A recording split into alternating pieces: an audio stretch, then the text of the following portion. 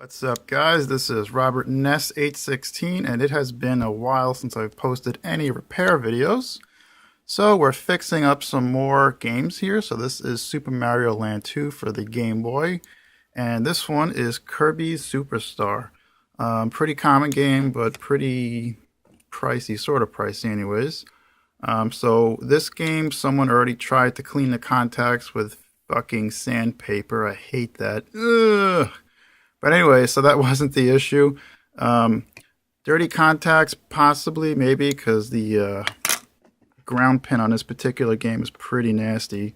But anyways, the real issue here was that either the SA1 chip or the ROM chip was had a broken solder joint somewhere. So what I did was coat all of the pads and legs on those chips in flux, and then slowly run my dry, clean, perfectly clean, mind you, soldering iron on those pads. Do not use drag soldering on the SA1 chip or the memory chip because you run the risk of creating a short circuit. Basically, what you're going to do is touch the legs and then drag backwards, and that's pretty much it. You're not going to keep the soldering iron on a chip for any length of time.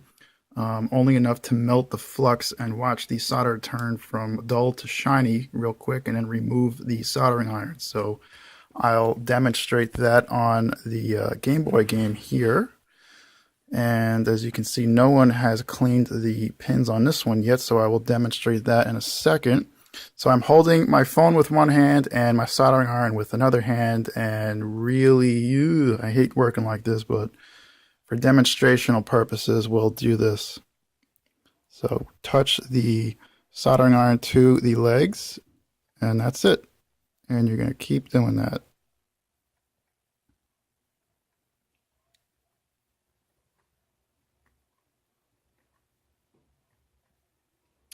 And there you go. So if there's any of you guys wondering, yes, I did do this on all of those Super Nintendo boards that I threw out, and it worked on, I believe, 2 of them. The others I pretty much chucked out in the trash that were not working, so that was that. Basically, it just, the Super Nintendo is its own little quirk of mess-ups here, but Game Boy games and some Super Nintendo games have this issue where the solder just kind of breaks down. I don't know if it breaks down, but the joints just crack over time.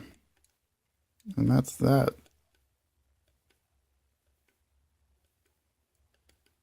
And there you go. So that's all I'm doing there, guys. Just touching the chips there and drag soldering backwards, not left to right, just backwards. And I am not looking at my phone when I do this. So there you have it. Really hard for my phone to stay in focus too. That also might be another repair video down the line, how to get your shitty LG G3 phone to have reliable autofocus again, 2 or 3 years down the line. I have a sneaking suspicion as to what it might be. And we're going to look at these 2 chips here, because yes, we did get a bridged solder joint right there. Come on, you piece of shit, focus. There we go. So that needs to be corrected. So I'm going to clean my tip off because I got a little bit of solder on there. And you do need to make sure that your soldering iron is perfectly clean and that you do not short out any of these pins, because if you do that, if you do create a dead short that I just removed, you do run a risk of actually burning out your system. So that solder bridge has been corrected. So now I can move on to, is there anything else that needs to be resoldered here? I think that's, this chip right here needs to be resoldered. Okay, so we're just going to do that one too. I'm going to do the whole board here. So sometimes with Game Boy games, when they have issues like this, you'll get the Nintendo logo that will not boot up correctly, or it won't boot up at all. Just checking my connections here. It'll come up like the game cartridge is dirty, but no matter how much you clean it, you'll get a messed up logo, and that's when you know there's an issue with the ROM chips. Another solder joint there that I bridged, so clean up your soldering iron. This is why it pays to have a solder station and a sponge. Clean up your tip. Keep it clean. No one likes STDs. That was gross, sorry.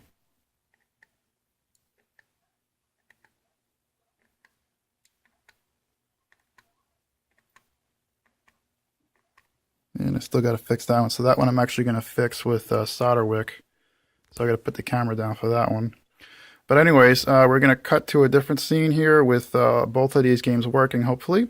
So Kirby was just displaying a black screen. It wasn't booting. It wasn't doing anything. And this game was just displaying a messed up Nintendo logo. And that was pretty much it. So that's what led me to believe that these ROM chips here needed to be resoldered. So this is your game ROM. I believe this is more memory. This is a save chip that saves the your save state here. So it's good just to go over all of them, just in case, if the solder is affected on one chip, more than likely the rest are affected. And I did the same thing on this game too. I restarted all the chips to make it work. All right, let's test it out. So just to show you guys that Super Mario Brothers 2 works, this is the game I just restarted the chips on video there. There we go. No need for the sound effects while plugging in the cartridge. So the Nintendo logo, nice and clear. The game boots up. And, I gotta push start, don't I? So there's your save states there and stuff. I can clear a game that's been saved for like 20 years. I'm going to go do that with this one. And I'll start a new game. So there you go. This game works.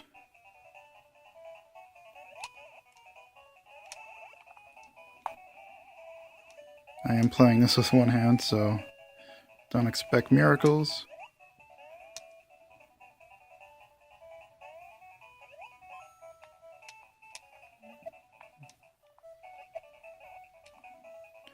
I could play this on a Super Game Boy, but I figured I'd just do it on the real hardware just for the hell of it. So yeah, this game works great. Oh boy, just gonna keep playing this till I die. Or I could just purposely die here. I think I'm going to purposely kill myself. There we go. Oh no, I died. Alright, so anyways, Super Mario Brothers 2 works fine. And I'm going to get this dirty ass game out of my incredibly clean Game Boy because, yeah, look at that, gross. Anyways, that can be cleaned up. So, Super Mario Brothers 2 works. Restarted all the ROM chips, including the little chip that holds the save states in it there. My technical terms are failing me. Okay, so let's take this not so nice looking copy of Kirby Superstar. Fantastic game, by the way, for anyone who wants it. I'm not selling it personally, but yeah, good game.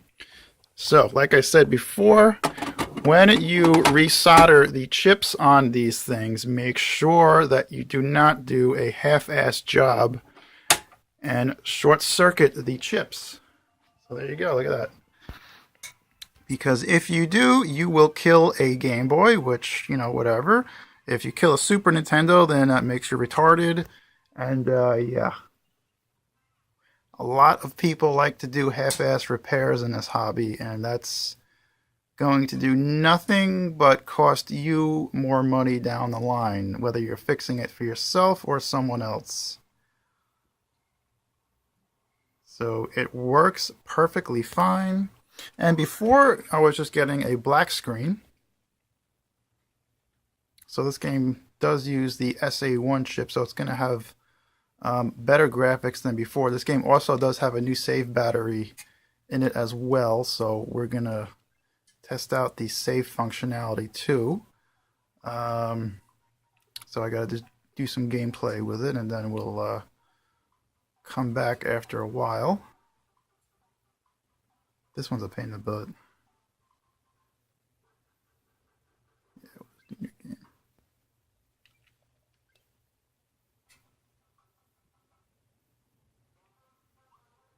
Alright, so we'll come back in a little bit afterwards after I get a save state going here to show you that the save battery works. That actually looked like someone did a really nice job soldering it in, so, you know, at least that was fixed correctly, but the other chips needed to be resoldered, I guess, from age or maybe flexing the board while removing that battery. Who knows? We'll be back in a sec. Made it to the point in the game where we can save and make sure that the save functionality works, so we'll just go ahead and do that. So my game is saved.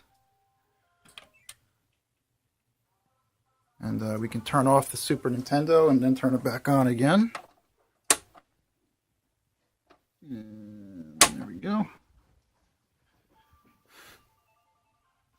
You want to turn it off and turn it back on again, because restarting it isn't really a good method to test it out, since you're not actually turning off the power to the game.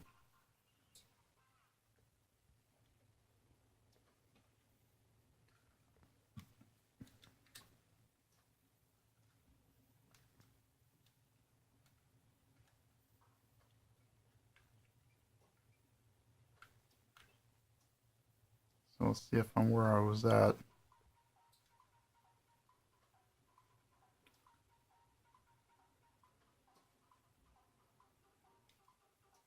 So as you can see, it does have the continue on it. The reason why it didn't show any percentage is because I didn't actually make any real progress. I just went to the very first save state in the game, or save point I should say. But it does have a file that I've collected, literally one treasure, so it should end up where I left off, which is right there. And we know that the save state works in the game. So that's pretty much it, guys. That's how you repair these old games, because doing it the right way the first time is how you save money. And that's that. So you've saved a little bit of gaming history. You've saved yourself money, possibly. You've made money, possibly, because now you have, you know, a $50 game that you can sell and a $15 game that you can sell. So there you go.